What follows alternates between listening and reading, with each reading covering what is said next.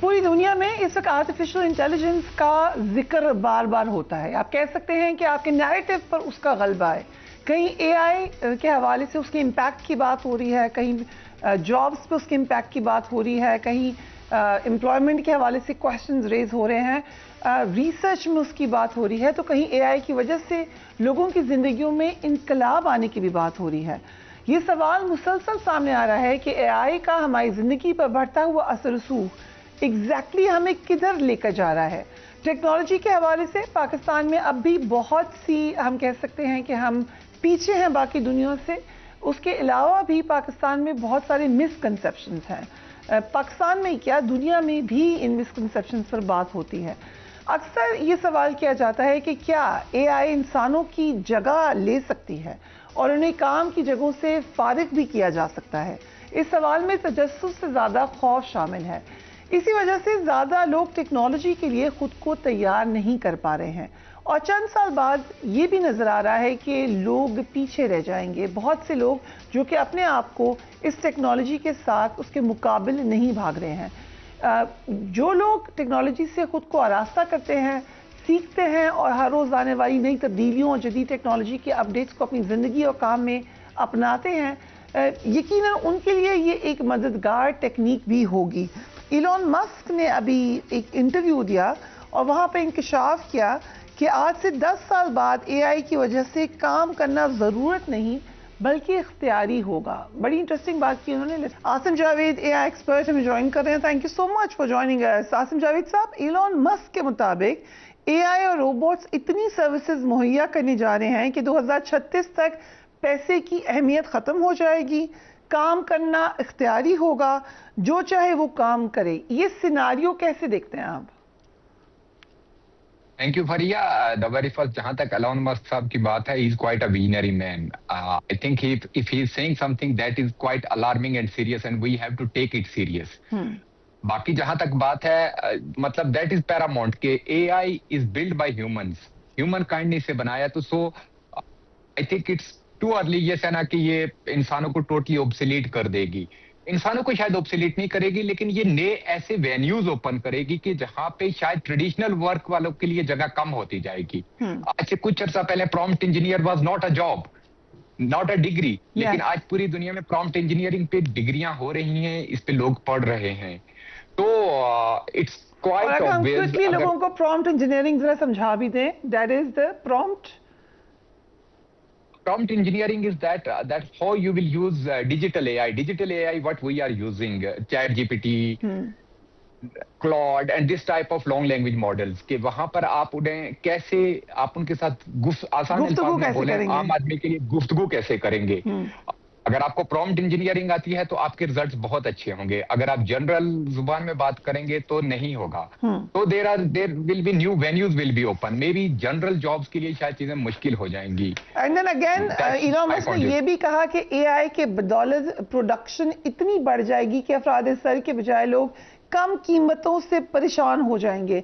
ये सिर्फ modern world का सिनारियो है, हमारी जो दुनिया है उसमें ऐसा कुछ हो सकेगा? Actually Faria, the very first, जैसे मैंने कहा, Elon Musk is quite a visionary man. जब वो बात करता है तो वो बहुत दूर की बात करता है और मोस्ट ऑफ द टाइम हमें वो उसकी बातें अजीब लगती हैं, बट वक्त के साथ वो उन्हें प्रूव करता है क्योंकि वो उन चीजों के लिए बहुत कंसिस्टेंट पहले से वर्क करके आ चुका है। उसका एक बैकग्राउंड होता है, then he speak some things. तो डेफिनेटली एआई के आने के बाद चीजें बहुत तेजी के साथ, बहुत रैपिडली आगे बढ़ रही हैं। और अगर आप देखें एआई की को देखें कि AI is not a new phenomena, but this digital AI is a new phenomena, जिसमें से अभी हम लोग गुजर रहे हैं। नेक्स्ट इज जनरल एआई का फिनोमेना भी आना बाकी है। So it's definitely quite possible कि रोबोटिक्स के आने के बाद इंसान की कुछ लिमिटेशंस होती हैं, इंसान थक जाता है, robots never tired. So definitely production बढ़ेगी। आसिम जावेद साहब, जो रिसर्च का मेथड है एआई के थ्रू, ये बहुत क्विक है, बहुत एक्यूरेट भी है। अगर आपने जैसे प्रॉम्प्ट के हिसाब से करें तो ह्यूमन ब्रेन उसका मुकाबला कर ही नहीं सकता है।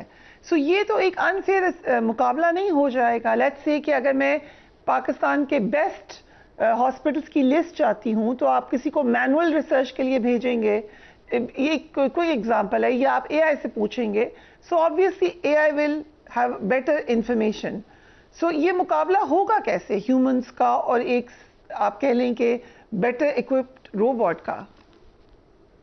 यही बढ़िया, मतलब जो आपको आउटपुट मिलते हैं तो उन्हें इंसान ही उस एआई के अंदर फीड करता है। विदाउट आपको वो जो जवाब देता है वो एक मखसूस डाटा सेट्स उसे दिए गए होते हैं जिनके मुताबिक वो ट्रेन होकर आपको आंसर देता है। Until we are now waiting for general AI के जो डाटा उसके पास नहीं उसके हिसाब से भी वो आपको जवाब दे सके। So it's not about fair और unfair, it's all about travelling in a time where things are moving very fast. So हम तैयार हो ना हो वो हमारे लिए वेट नहीं करेगा, या इट्स देयर। मेडिकल में कहां तक एआई का इम्पैक्ट है? हमने कुछ दिन पहले देखा कि क्लिनिक्स हो रहे हैं एआई के थ्रू, डायग्नोसिस हो रहा है, और कहां तक मेडिकल में इम्पैक्ट आ चुका है एआई का? अगर हम इसे बहुत ओपन माइंड के साथ देखें तो एआई मेडिकल में काफी टाइम से मिरेकल्स कर रहा था, जस्ट हम तक ये नॉलेज अभी रिसेंटली आना शुरू हुआ। और अगर आप मेडिकल के अंदर देखें तो आपके कितने सारे टेस्ट क्लिनिक्स बन गए हैं, आपके टेस्ट हो रहे हैं, उसके अलावा आपके ब्रेन के साथ मुख्तलिफ तरह के टेस्ट किए जा रहे हैं। They are trying to understand the whole human physics. Right now maybe they are not so accurate, but they are there, and for on the small scale of using of AI at clinics in diagnostic में तो खैर इसका ज्यादा अमल दखल आ गया है, but in medical they are doing wonders all over the world। बस अब अभी तक हम उसे एक्सेप्ट नहीं कर पा रहे in our society। और ये जो खतरा है या ये जो एक दहशत है कि एआई की वजह से नौकरियां खत्म हो जाएंगी, पहले ही नौकरी नहीं है, ये एक रियल फियर है? नहीं, ये रियल फियर नहीं है। जैसे मैंने आपको पहले बताया कि जॉब्स की नेचर्स बदल जाएंगी। May be you need more data scientist, may be you need more prompt engineers, may be you need more AI scientist.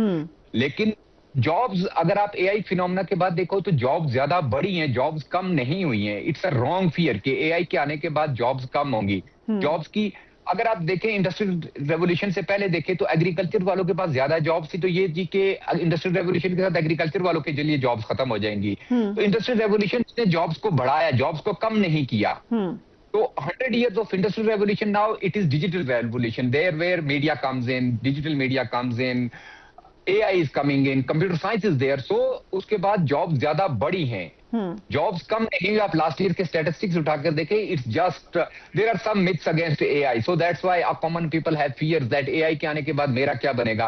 आपका जॉब्स आसान होंगी if you have a control on them, if you can give better commands to AI, you understand them. आपकी jobs आसान होगी, जल्दी होगी और आपके लिए ज्यादा जॉब्स के मौके निकलेंगे। राइट। एंड पाकिस्तान इस वक्त किधर है एआई के हिसाब से? दुनिया की तरक्की देख लें या हम चलें भारत से और बांग्लादेश से अगर कंपैरिजन करें तो वे डू वी स्टैंड? शायद हम कहीं पे राइट नाउ हम कहीं पे भी स्टैंड नहीं कर रहे। यहाँ पाकिस्तान के अंदर एक जो, और इन माय पर्सनल ओपिनियन, मैंने 2 साल पहले यहाँ पे ये एक इनिशिएटिव शुरू किया था एआई जियो नेविगेटर्स, जिसका जो हम एआई और जियो स्पेशल डाटा के थ्रू क्लाइमेट एक्शंस की तरफ जा रहे थे। Nobody was ready to listen what is AI, but now people are listening। We are not ready at all। हम एआई की किसी सेक्शन की तरफ अलाउ रेडी नहीं है, लेकिन हम एआई के नाम को बहुत यूज कर रहे हैं, जो बहुत गलत चीज है कि एआई हमारे किसी प्रोडक्ट्स में आई नहीं, लेकिन हमने हर प्रोडक्ट के पीछे एआई का लेबल चिपका कर दिया है। तो we are not understanding what is AI. सबसे पहले हमें एआई को समझना पड़ेगा।